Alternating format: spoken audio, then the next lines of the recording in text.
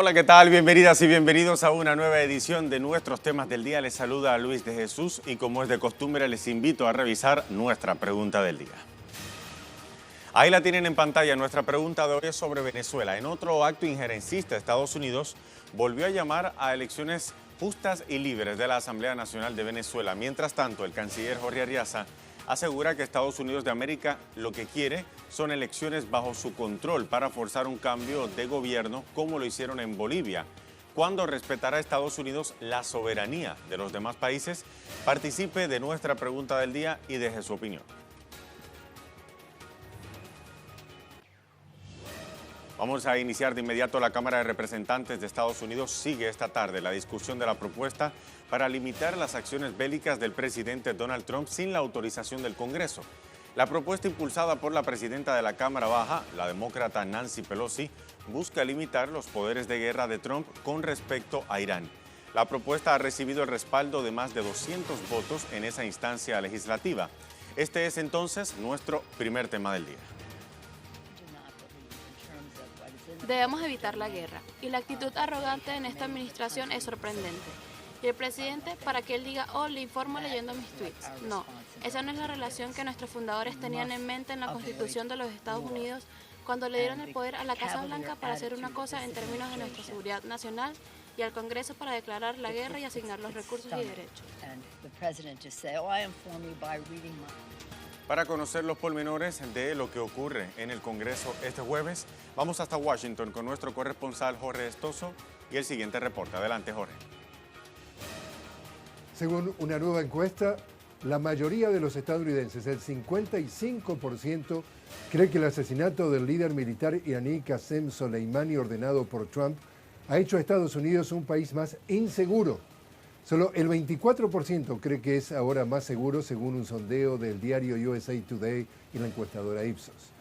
Esta tarde la Cámara de Representantes se dispone a votar sobre un proyecto de resolución para limitar los poderes de guerra del presidente Trump con Irán. La votación ocurre al día siguiente que los congresistas, hasta del propio Partido Republicano del mandatario, públicamente expresaron su indignación tras el briefing que recibieron del Pentágono sobre los detalles del asesinato de Soleimani. En esa sesión confidencial se les dijo por parte del Pentágono a los congresistas que no podían cuestionar la justificación de su muerte, de que representaba una amenaza inminente a los Estados Unidos, porque de hacerlo eran antipatriotas, era ponerse del lado de ese enemigo, algo que todavía no han terminado de explicar por qué hicieron el asesinato. Gracias a Jorge Estoso por ese reporte. Ahora, ¿cuáles son los objetivos geopolíticos de Trump detrás del asesinato del general iraní Qasem Soleimani? Vamos a ver. Primero, Trump busca desviar la opinión pública para debilitar el escándalo político de su administración. Washington, en Oriente Medio, sigue perdiendo influencia tras la decisión de la evacuación de casi todas las tropas de su país de Siria. Irán, además, es un actor clave en el Oriente Medio con sólidas relaciones con Rusia y apoyo también de Europa, luego de la retirada unilateral de Estados Unidos del acuerdo nuclear de 2015. Estados Unidos e Israel están también descontentos por las prósperas relaciones entre Irak e Irán tras el asesoramiento militar antiterrorista de Teherán.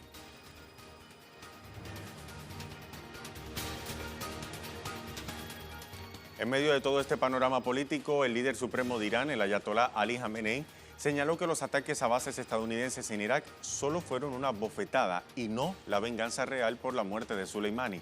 El líder espiritual iraní afirmó que se debe poner fin a la presencia estadounidense en Medio Oriente. Las acciones militares como estas no son suficientes para este problema. Lo importante es que la presencia corrupta de Estados Unidos debe llegar a su fin en esta región.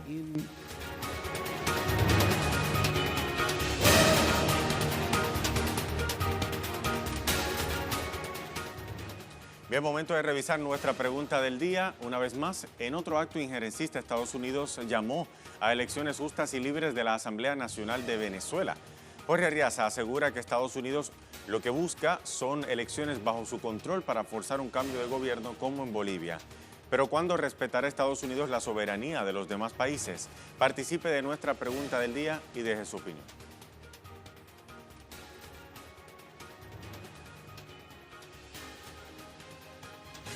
Vamos a hacer una primera pausa, pero antes los dejamos con nuestra imagen del día de hoy. Nos lleva hasta Francia.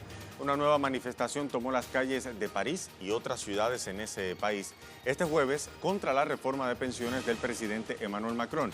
La huelga general ya cumple 36 días. Con esta imagen nos vamos a la pausa. Ya regresamos.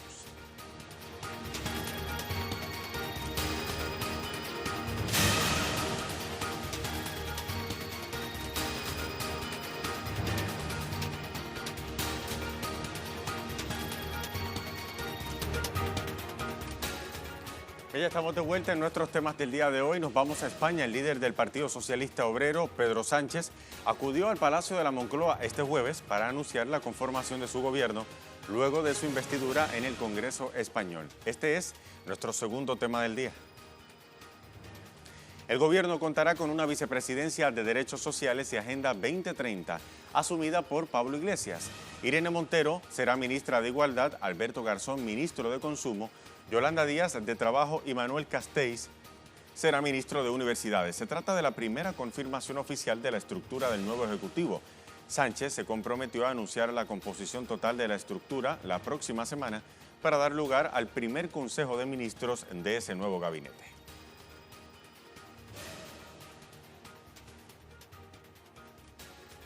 Desde Madrid, nuestro corresponsal Edu Marín nos amplía ahora la información. Adelante, Edu.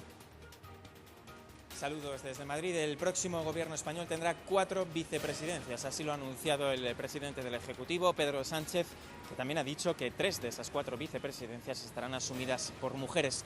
Serán Carmen Calvo, Nadia Calviño y Teresa Rivera. La otra vicepresidencia será asumida por un miembro del partido de Unidas Podemos. Del otro partido de la coalición será su secretario general, Pablo Iglesias. Además, Unidas Podemos también contará por el momento con 4 ministerios. Será el Ministerio de Igualdad, que estará encabezado por Irene Montero, también el Ministerio de Consumo, con Alberto Garzón de Izquierda Unida a la cabeza, y también el Ministerio de Universidades por Manuel Castells. Son los primeros nombres que han sido confirmados por ambos partidos como ministros, como miembros de ese próximo gobierno del Partido Socialista y de Unidas Podemos. En los próximos días empezaremos a conocer otros nombres hasta la conformación total de ese nuevo Ejecutivo, que tendrá previsiblemente muchas carteras para contentar tanto a socialistas como a Unidas Podemos. Lo conoceremos previsiblemente la semana que viene y de ahí empezaremos a ver la estabilidad de este futuro Ejecutivo. Los analistas no confían mucho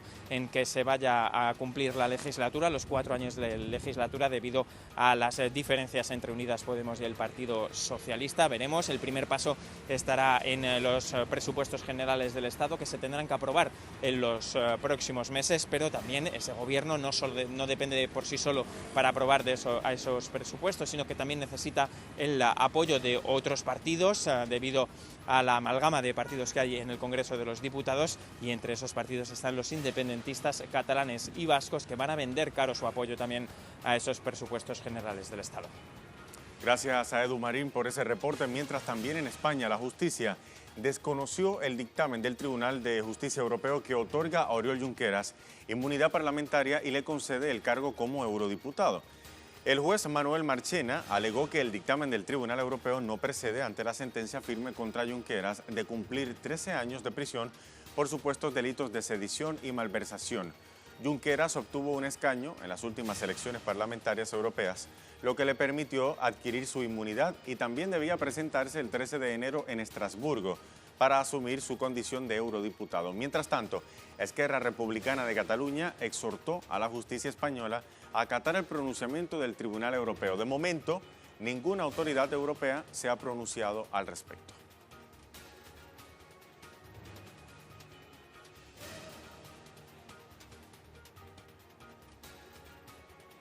Sobre este tema, desde Barcelona, Joan Ortiz y Serra con el reporte. Adelante, Joan. ¿Qué tal? ¿Cómo están? Saludos desde Barcelona. La noticia que conocemos hoy es que el Tribunal Supremo ignora a la justicia europea y va a mantener a Oriol Junqueras en la cárcel, negándole además la inmunidad, que es precisamente lo que le pedía la más alta instancia de la justicia europea. Reconocía que Oriol Junqueras era inmune porque ganó un escaño en las últimas elecciones europeas, y además añadía que debería ocupar ese escaño en tanto que europarlamentario escogido por los ciudadanos. Pero ¿cuál es la respuesta de la justicia española? Dice que en el momento en el que la justicia española preguntó sobre la inmunidad de Junqueras, Junqueras estaba en la cárcel de forma preventiva y ahora ya hay una condena firme que además lo inhabilita como tal. No puede, por lo tanto, viajar hasta Estrasburgo. En realidad, hace pocos días, este mismo lunes, David Sassoli, el presidente de la Eurocámara, decía que espera que Junqueras esté el día 13 de enero allá en la Eurocámara, que es cuando se celebrará el primer pleno del 2020 y al que también acudirán Toni Comín y Carles Puigdemont. Eso no va a ser así. En principio, así está la situación ahora, y ya ha dicho Esquerra Republicana que esto es una vergüenza, que es un escándalo, y ha instado al Europarlamento a proteger los derechos de sus eurodiputados. Vamos a ver cuál es la reacción del Europarlamento. También tenemos la reacción de Quim Torra, el presidente de Cataluña, que ha pedido la inmediata liberación de Oriol Junqueras, algo que evidentemente no se ha hecho efectivo, pero que está por ver qué es lo que pasa a partir de ahora. La gran incógnita que se genera es ¿qué hará Cataluña? ¿Obedecerá a España y por lo tanto desobedecerá a Europa? ¿O obedecerá a Europa desobedeciendo a España? Respuesta que solo el tiempo nos puede dar. Gracias a Joan Ortiz y Serra por ese reporte. Ahora bien, vamos a ver otras informaciones desde la cuenta de nuestros corresponsales.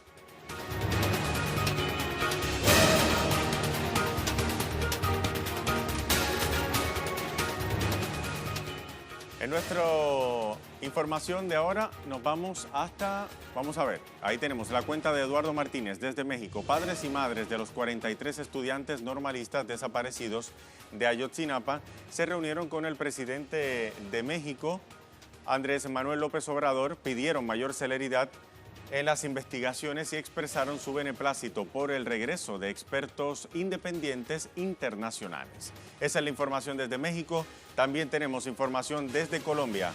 Vamos con la cuenta de nuestro corresponsal Hernán Tobar. Vamos a ver. Ahí la tenemos. Entre el anochecer del 8 de enero y el amanecer del 9 fueron asesinados 3 líderes sociales en Colombia.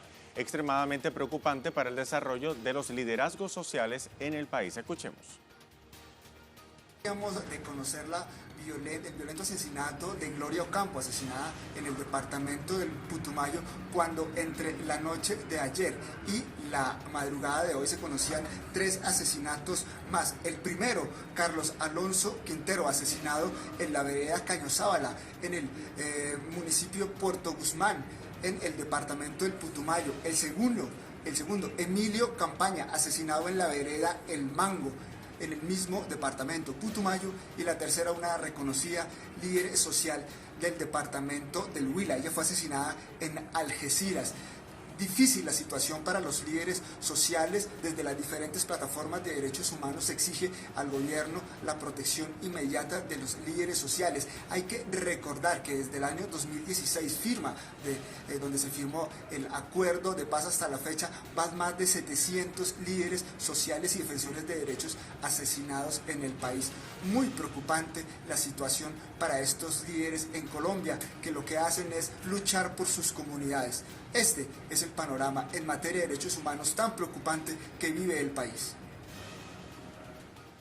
Vamos ahora a información desde Ecuador con Denise Herrera en Quito. El canciller de Ecuador, José Valencia, anunció hoy que los asambleístas de la Revolución Ciudadana dejaron el país. Los 4 asambleístas que pidieron protección en la Embajada de México denunciaron persecución política. Escuchemos. El canciller José Valencia confirmó hoy mediante una rueda de prensa que los 4 asambleístas de la Revolución Ciudadana, quienes se encontraban protegidos en la Embajada de México en Ecuador, salieron hoy del país. Esto en el contexto de que los 4 asambleístas denunciaron persecución política luego de las movilizaciones en contra de las medidas económicas anunciadas por el presidente Lenín Moreno. El canciller ha dicho que Ecuador respondió a la solicitud hecha por la CIDH, por la Comisión Interamericana de Derechos Humanos, que instaba al gobierno nacional que se le otorgara el salvoconducto a los 4 asambleístas para que puedan salir del país. En este contexto, el canciller ha dicho que se ha otorgado este salvoconducto y los 4 asambleístas junto a sus parejas han dejado hoy Ecuador. Se espera que lleguen a México, donde habrá nuevas noticias. Es importante decir que ellos han venido denunciando esta persecución política y el gobierno también ha dicho que varios miembros de la Revolución Ciudadana estarían detrás de los incidentes del paro nacional. Sin embargo, también es importante resaltar que ha quedado claro de diferentes sectores y han dicho que las movilizaciones en Ecuador fue una respuesta social y popular en contra de una medida económica que afectaba directamente a los ciudadanos.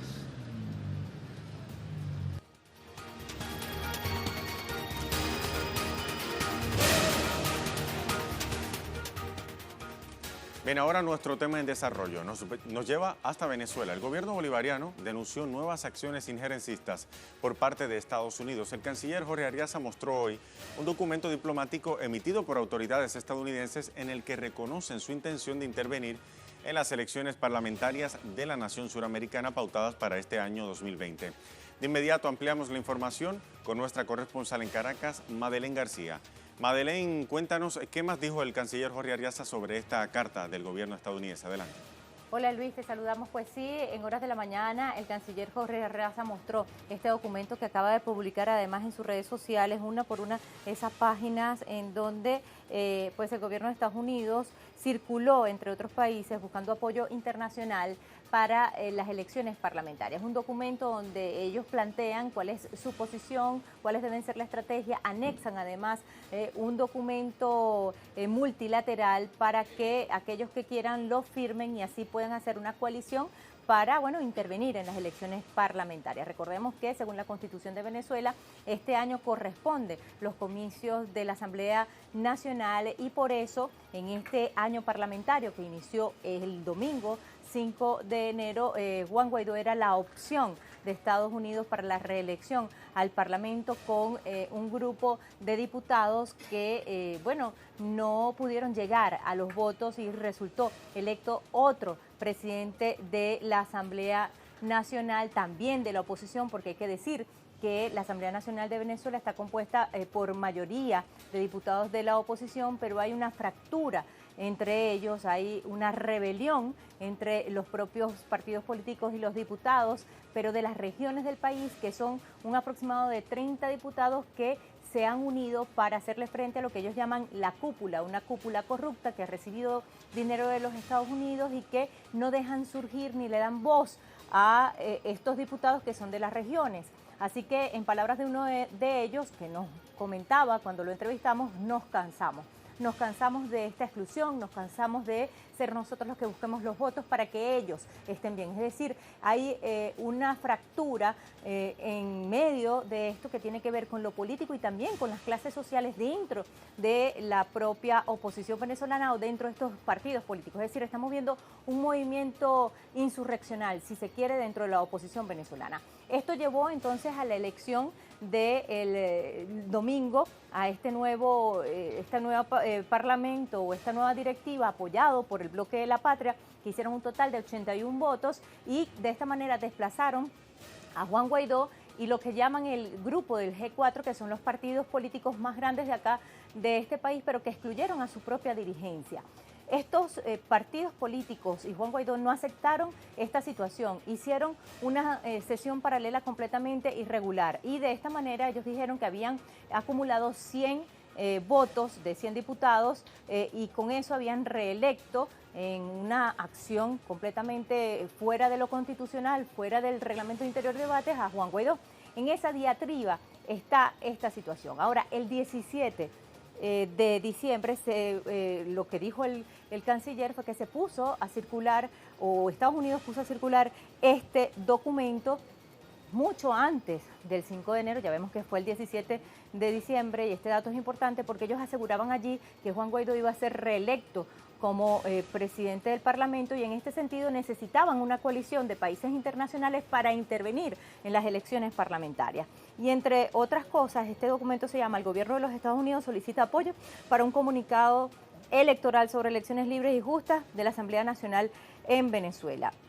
Y el Departamento de Estado además publicó otro documento donde le agregan las elecciones parlamentarias y las elecciones presidenciales, que no están previstas porque sencillamente ya fueron hechas el 20 de mayo del 2018, resultando electo Nicolás Maduro, e insisten en esto, pero primero debían salir de las constitucionales, que son las elecciones parlamentarias de este año 2020. Te cuento este preámbulo porque precisamente ese documento determina que las sanciones impuestas al gobierno de Venezuela, donde todo el pueblo de Venezuela resulta perjudicado, son precisamente para poder presionar y poder ganar con esta presión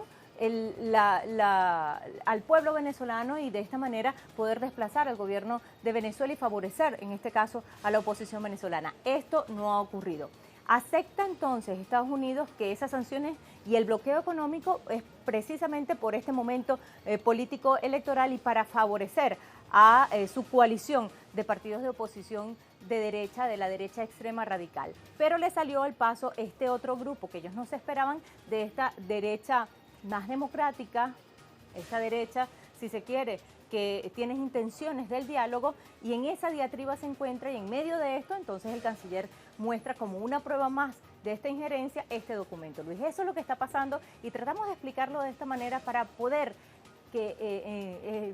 dar a conocer o narrar lo que sucede aquí en Venezuela, que es un poco complicado porque tiene que ver con el orden interno y además con lo que a nivel de escala mundial Estados Unidos está practicando en lo local acá en Venezuela, que es el desconocimiento del orden jurídico, de todas las leyes de Venezuela, todo el Estado como tal, y por lo tanto vemos esta situación de que pasan por encima de la Constitución, de las leyes, no les importa absolutamente nada, ni siquiera las formas, sino imponerse a través de la violencia y la imposición por el apoyo de Estados Unidos. Luis. Esa es la situación en Venezuela. Madeleine, gracias por ese completo informe, muy detallado. Hasta la próxima. Muy buenas tardes. Ahora bien, al inicio del programa le preguntábamos lo siguiente, vamos a ver.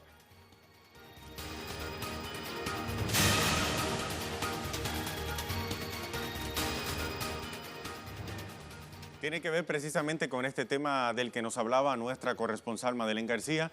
En otro acto injerencista, Estados Unidos llamó a elecciones justas y libres de la Asamblea Nacional de Venezuela.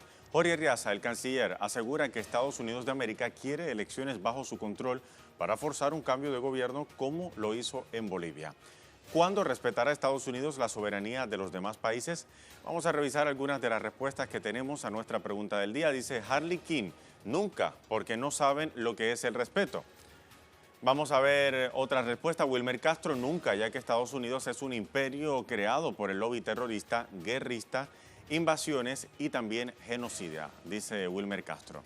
Tenemos otra respuesta, dice la cuenta de la educación en los Arabos: Estados Unidos se creen que son los dueños del mundo y el presidente Trump ha querido dejar claro que no le importa la soberanía ni el bienestar de nuestros pueblos.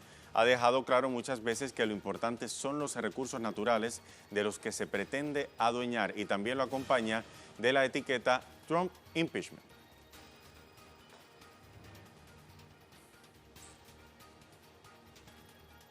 Con esas respuestas llegamos entonces al final de esta edición de Temas del Día. Sigan en sintonía de Telesur, la señal informativa de América Latina y el Caribe. Hasta la próxima.